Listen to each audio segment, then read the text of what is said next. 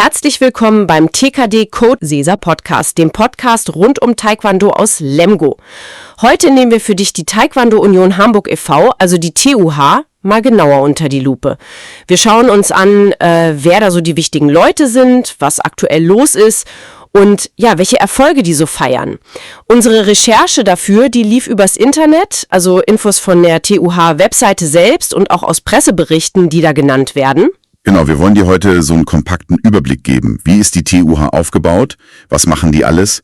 Das geht ja vom Breitensport bis hoch zu internationalen Turnieren. Und die Infos, die kommen direkt von der Quelle, also TUH-Webseite und so weiter. Da sieht man schon ganz gut, was da los ist. Super. Fangen wir doch mal oben an, bei der Struktur. Wer leitet die TUH? Da gibt's ja ein Präsidium. Präsident ist Michael Mjalki und dann gibt's verschiedene Vizepräsidenten, oder? Richtig. Also Mjalki als Präsident. Dann als Vize für Finanzen Adele Marschner, Oktay Çakır für den Breitensport, Ümit Kalkan für Leistungssport Vollkontakt und Matthias Behn, der macht kommissarisch den Technikbereich. Okay, das ist die Spitze. Genau, das ist die Führungsebene. Aber die Arbeit machen ja oft auch die Referenten. Da gibt's auch einige. Stefan Lorenzen zum Beispiel fürs Prüfungswesen, also Gürtelprüfungen und so. Jasper Roselius für Bildung. Lars Nelke, der kümmert sich um die Kampfrichter. Dann Hassan Nourani als Sportwart für die Orga von Wettkämpfen. Kim Tan-Wo macht kommissarisch die Medienarbeit und Minette Strand die Jugendleitung. Und nicht zu vergessen, die Landestrainer Steven Behn für Technik und Norman Jager für Vollkontakt. Ach ja, und eine besondere Sache noch. Ehrenpräsident Manfred Sakraschewitsch hat kürzlich den 9. Dan bekommen. Das ist schon eine Riesenauszeichnung im Taekwondo. Wow, 9. Dan, nicht schlecht.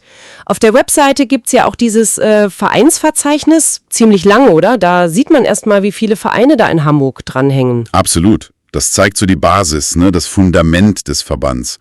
Und dass da auch Leben drin ist, das sieht man an den aktuellen Meldungen und den Erfolgen, über die so berichten. Da ist einiges passiert in letzter Zeit.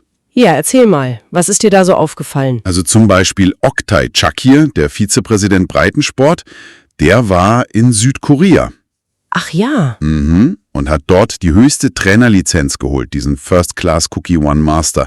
Das haben nur ganz wenige in Deutschland. Schon stark für den Breitensportbereich. Okay, das ist beeindruckend. Und im Leistungsbereich? Da gab es zum Beispiel die FISU Games, diese Weltspiele der Studierenden.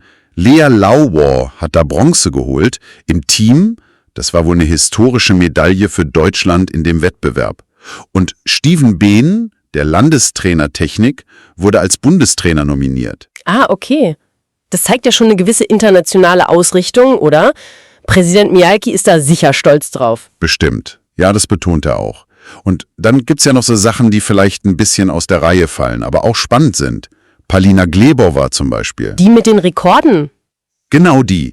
Die tritt ja mit so spektakulären Sachen im Fernsehen auf, im ZDF. Fußdarts-Rekord oder dieser Versuch mit den Wasserflaschen und dem Sidekick. Das bringt Taekwondo halt auch mal anders in die Öffentlichkeit. Stimmt, das ist gute PR. Aber die klassischen Wettkampferfolge gibt's ja auch weiterhin, oder? Ja klar. Da liest man ständig von Erfolgen bei großen Turnieren. Austrian Open, Danish Open, Deutsche Meisterschaften.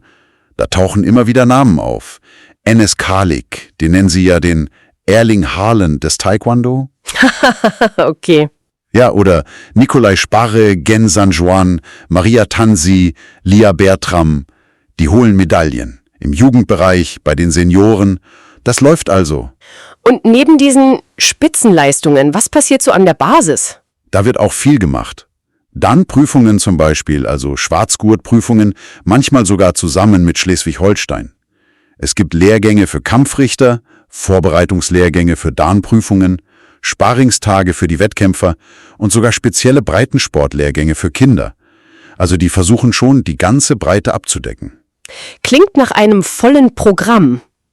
Gibt's auch schon Pläne für die Zukunft? Ja, ein großes Ding steht an. Die German Open 2025 sollen in Hamburg stattfinden. Das ist ein G2-Weltranglistenturnier. Ah, wichtig für die internationalen Punkte. Genau, das ist schon ein Highlight für den Standort. Und der Vorstand hat sich wohl im Januar 2025 getroffen und Ziele fürs Jahr festgelegt. Die wollen die Vereine stärker einbinden und ein Leitbild entwickeln. Und am 25. Februar 2025 ist eine Mitgliederversammlung geplant. Da wird sicher mehr besprochen. Okay, fassen wir das mal kurz zusammen. Die TUH wirkt wie ein ziemlich aktiver Verband. Klare Struktur, Leute für alle Bereiche, fördert den Breitensport, aber hat eben auch im Leistungssport echt gute Erfolge, national und international. Von den Kids bis zu Weltrekorden ist da irgendwie alles dabei. Ja, das ist das Faszinierende, finde ich, diese Bandbreite.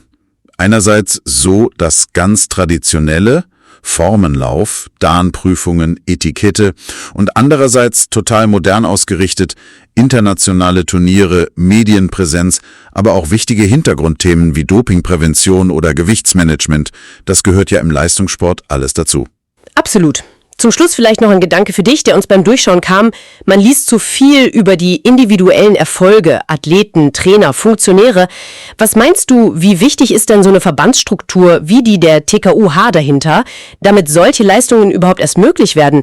Also um Talente zu finden und dann auch nachhaltig zu fördern, ist das der entscheidende Rahmen? Das war's für heute. Vielen Dank fürs Zuhören. Wir hoffen, dass dir das heutige Thema gefallen hat. Für weitere spannende TKD-Inhalte abonniert unseren Kanal. Es lohnt sich.